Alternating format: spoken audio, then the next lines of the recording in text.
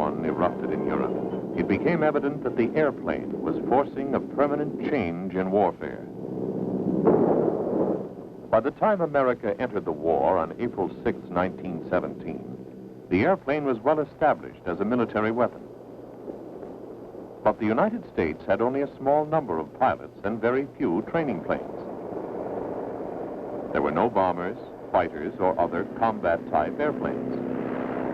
American air power ranked 14th in the world.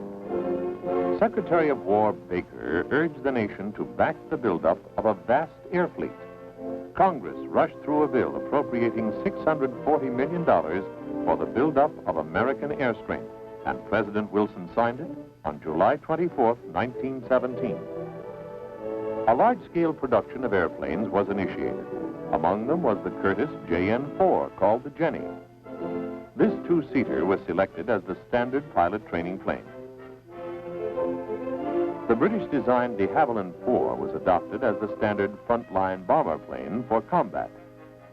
The famous American Liberty engine was developed to power the DH-4, and it became one of America's greatest contributions to aviation during that era.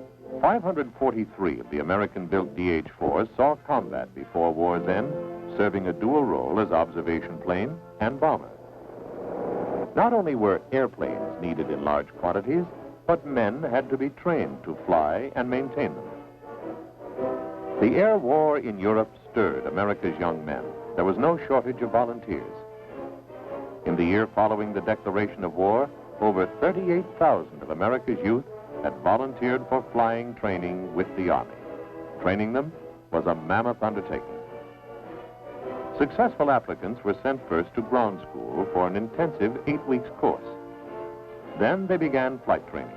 This was divided into 3 phases: dual instruction, solo practice, and cross-country training. Successful completion of these phases earned the flyer his commission and the right to wear the wings of a military aviator. When stateside training was completed, the new pilots were sent overseas, where they were taught to fly combat planes. Although the first American flying unit didn't arrive in Europe until September 1917, some Americans had already flown combat with the British and French beginning in 1915. Many of them flew with the famous Lafayette Escadrille. After the United States entered the war, many of these pilots transferred to the Air Service. The nucleus of the 103rd Aero Squadron was made up of former members of the Lafayette Escadrille. The 103rd was the first American squadron to see action as a unit. The 94th Pursuit Squadron became the first American-trained flying unit to see combat. The 94th was the famous Hat-in-the-Ring Squadron, later commanded by Captain Eddie Rickenbacker, who became America's top ace in World War I with 26 victories. More American squadrons joined those already committed to battle. As the intensity of the war increased, so did the involvement of the American Air Services. As an example, American pilots flew over 3,300 sorties during a 5-day period in September of 1918. Great battles raged, both in the air and on the ground. The Germans attempted to smash the Allies before the influence of American forces could swing the tide of the war. It took large concentrations of air power to counter the German efforts. The Allies planned an all-out effort to wipe out the large German salient at San Miguel. The battle plan included the first independent attack by the American Army, and it called for a large air offensive.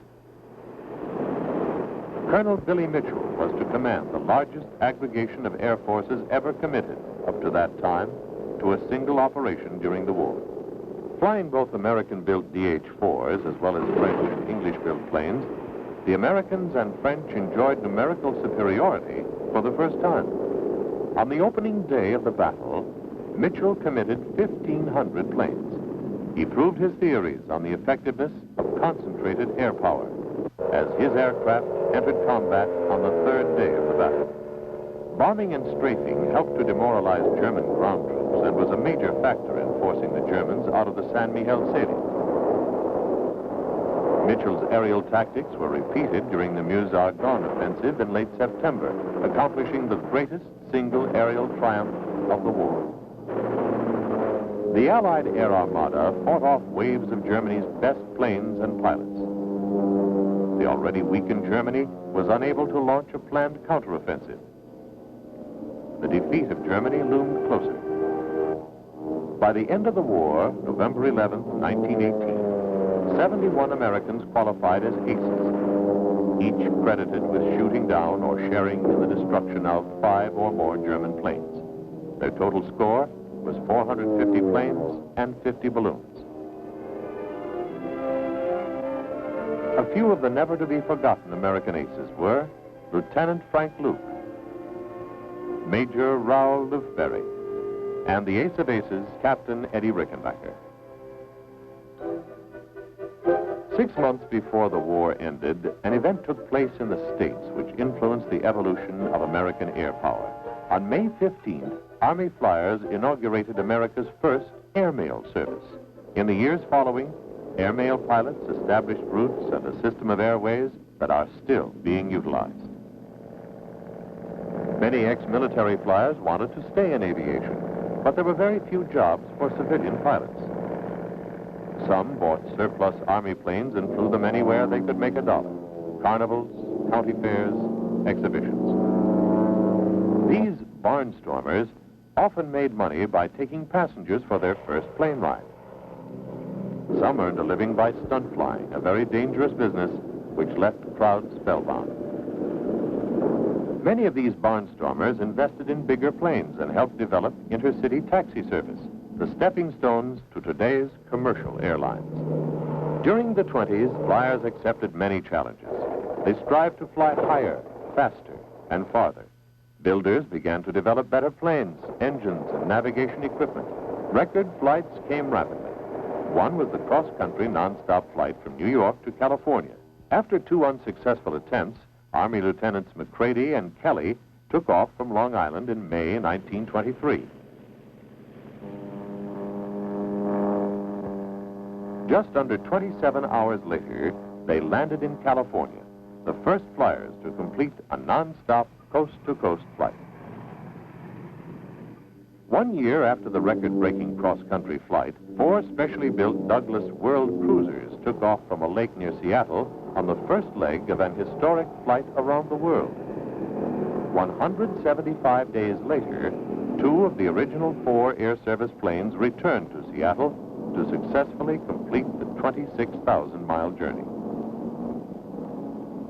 By the time the name of the Air Services was changed to the Air Corps in the mid-20s, Army flyers had set numerous records and continued to work for technological advancement.